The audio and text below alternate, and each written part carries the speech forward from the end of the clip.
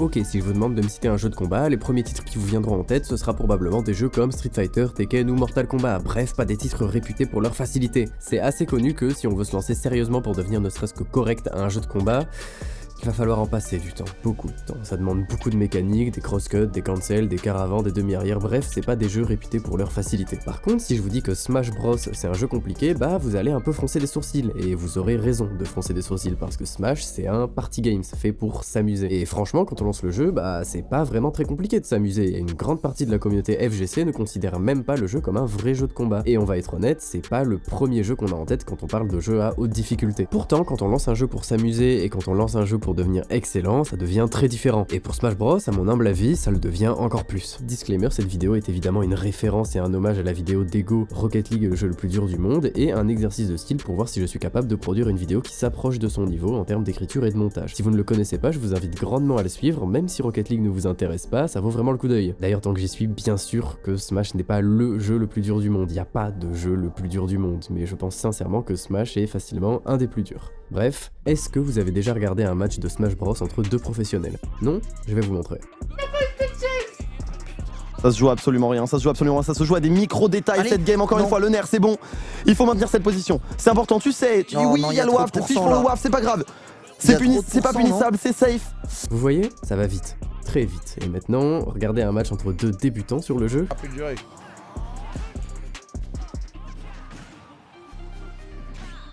Ouais, c'est beaucoup plus lent, et en fait, quand on lance Smash pour la première fois, on peut être tenté de penser que la chose la plus compliquée à réaliser, ça va être les combos flashy ou d'être capable de comprendre son adversaire, mais en réalité, avant tout ça, il faut passer par ça.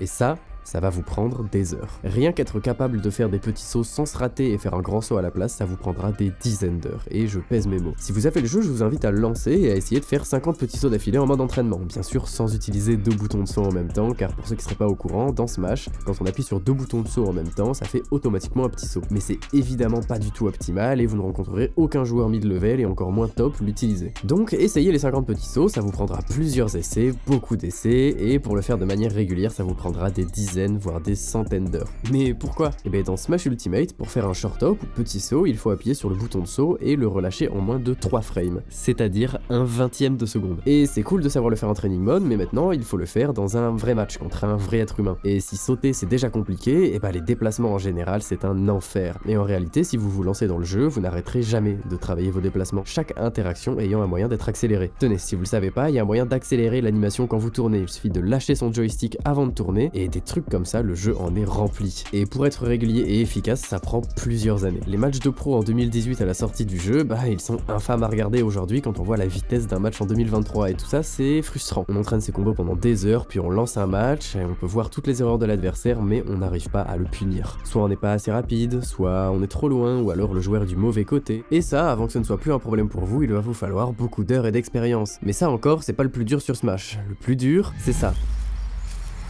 Laissez-moi vous expliquer. Prenez à tout hasard Rocket League, un jeu très compliqué avec une mécanique qui prend des centaines d'heures à perfectionner. Sur Rocket League, vous pouvez être qualifié à un major international et entrer dans une grosse équipe e-sport sans jamais sortir de chez vous et sans jamais parler à qui que ce soit. Et c'est pas quelque chose de rare, League of Legends, Valorant, Counter-Strike, Trackmania, tous ces jeux se pratiquent avant tout en ligne, et c'est la même chose pour la plupart des jeux de combat traditionnels comme Street Fighter ou Tekken. Alors pourquoi le plus dur sur Smash, c'est ça? Avant de vous lancer sur Smash, vous devez être au courant d'un point important. Le jeu possède un mode online, mais contrairement à tous les autres jeux qui possèdent un online, vous ne pourrez pas devenir bon en jouant uniquement en online. Et je dirais même que si vous n'avez pas une très bonne connexion et un câble Ethernet à disposition, vous ne deviendrez même pas correct au jeu en mode online. Je ne pense pas que je me mouille trop si je dis que c'est le jeu compétitif avec le pire mode en ligne du monde. Même Melee, la version de Smash de 2001, a actuellement un meilleur online alors qu'il a été fait par des amateurs, même pas par Nintendo. Donc Smash, c'est un jeu qui vous force à sortir, à rejoindre des communautés, rencontrer des gens et jouer avec eux côte à côte dans la vraie vie. Et ça peut paraître cliché, mais ça rend les choses très différentes. Car non seulement il faut développer son gameplay, mais il faut surtout développer son mental. On commence dès le plus bas niveau à affronter un adversaire à côté de lui, on n'est pas du tout à l'abri dans sa petite chambre, ça met direct la pression. On est devant le mec qu'on pourrait insulter dans un jeu comme LoL ou Valo, et face à face,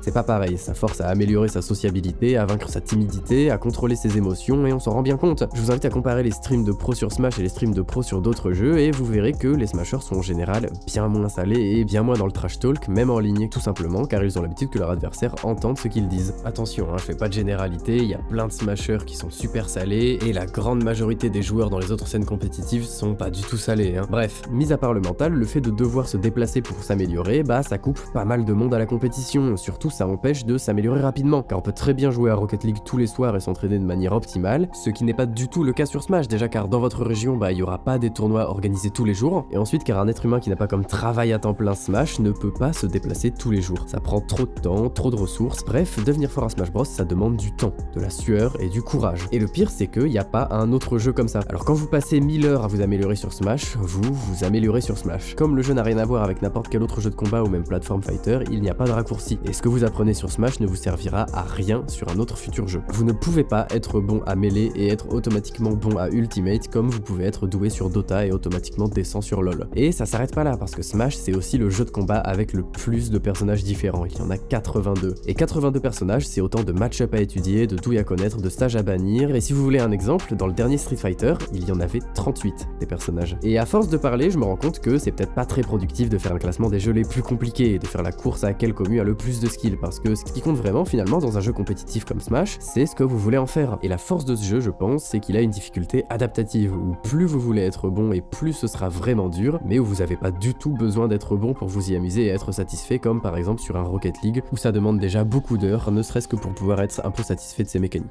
Merci d'avoir regardé cette vidéo, elle est peut-être un peu plus courte que d'habitude, mais je voulais surtout m'en servir d'entraînement et pour vous faire patienter pour de très grosses vidéos qui arrivent dans le futur. Je remercie encore une fois Ego d'être ma plus grosse inspiration, et quant à vous, si vous voulez voir ce que j'ai à vous proposer pour l'avenir, je vous invite à vous abonner. À la prochaine! 20,000, 30,000, 40,000. How much I'ma